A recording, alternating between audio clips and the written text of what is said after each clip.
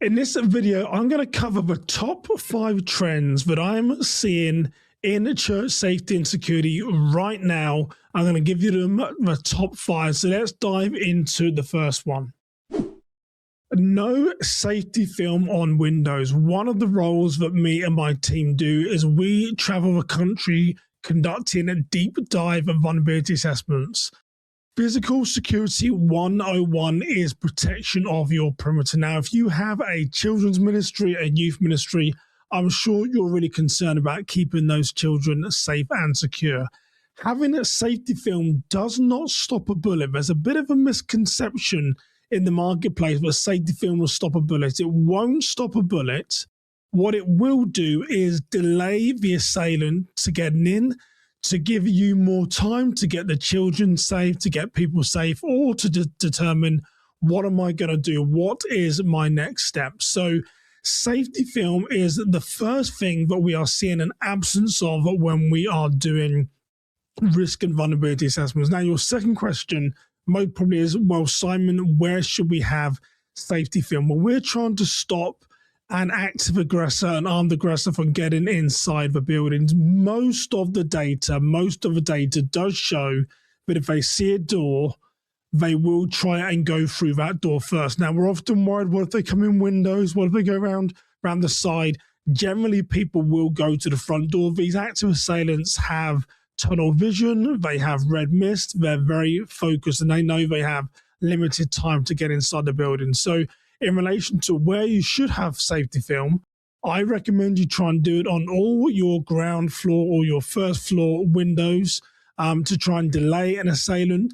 Internally, if you have a kids area, anywhere you have kids, you've got to protect those that are vulnerable. So doors, external doors, first or ground floor windows for sure, and then inside your church, look for those high-risk areas such as kids ministry. And remember, safety film does not stop a bullet. It just delays an assailant trying to get through that glass. So if they hit it with a hammer, an axe, whatever it is, or a firearm, the firearm will penetrate the axe and the hammer will slow them down to give you time to say, hey, where am I going to hide before we call 911? So no safety film on windows is the first one that we are seeing. And the second one is no training on the front desk. Yes, it is crazy to believe in 2026 we are still here. I mentioned earlier, Physical Security 101 is protection of your perimeter. Your perimeter starts in your parking lot. Your perimeter starts when someone walks through the door.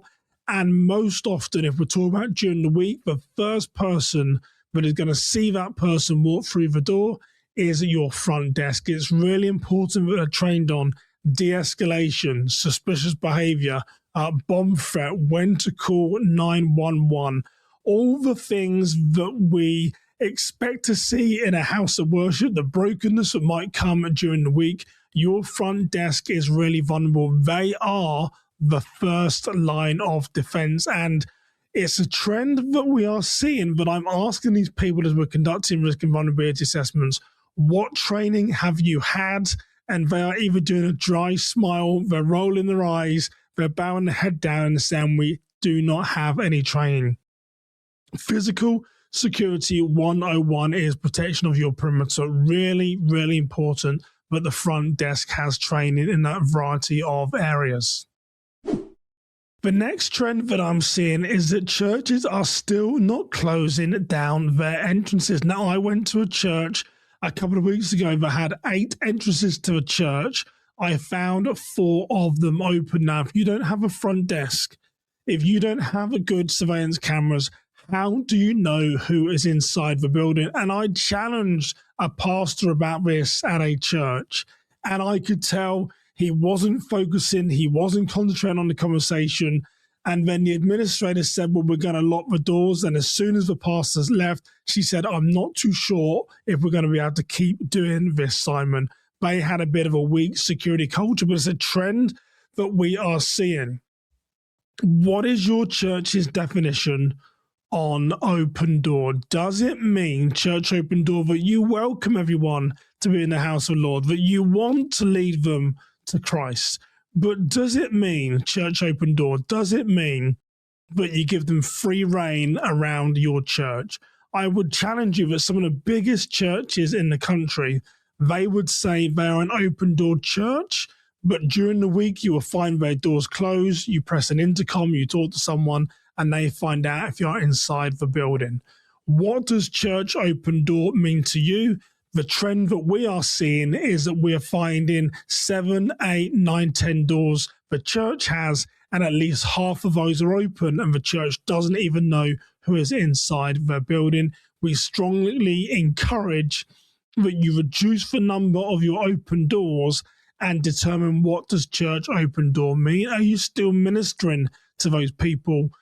If they have to walk past your front desk and say hello and greet them, is that often not better that they walk past your front desk, they say hello, they're greeted by someone, as opposed to walking into an entrance where there's no one there and you don't know if they're inside the building? So that's one of the trends that we're seeing. We are still not reducing the number of doors open to our churches.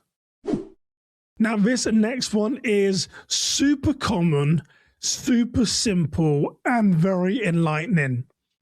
When we go to a room and I look for an emergency operations plan, what I'm looking for is that emergency operation plan faces the way that I'm looking. Yes, it sounds simple, doesn't it? It really does.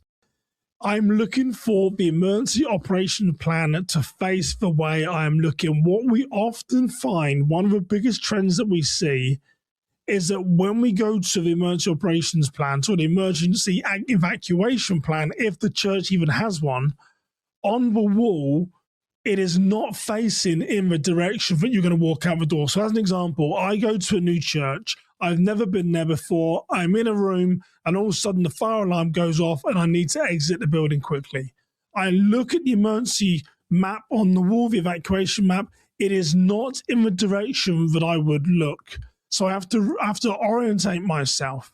One of the biggest things that a human does under stress is we lose our fine and gross motor skills. We're looking at a map when there's gunfire, when there's shouting and screaming, and you've got to try and get out of the building as quickly as possible. Is not as easy as it sounds, and it is a quick fix. It's really important to turn the maps on the wall the way the person is going to look out. Super, super simple. And then the final trend that we are seeing is internal and external doors to the church are still not being numbered. Now, here's why you need the exterior doors of your church to be numbered. Even if you have a small church, during an emergency, seconds matter. Let me say that again. Even if you have a small church and you have an emergency, seconds matter. When you're on the phone and you're saying, come to the rear door, come to the side door, come to the blue door, come to the red door, it's really hard for emergency services, right, to work out where we're going to go in the building. And even if you say, Simon, we're going to take them to the front of the building, they've still got to navigate either internally or get to where the danger is. If someone is having a heart attack and you're doing CPR, 20, 30 seconds, a minute can make a big difference. If there's been a terrible tragedy and there's some type of someone's been stabbed with a knife or shot with a gun, man, seconds matter. Seconds matter.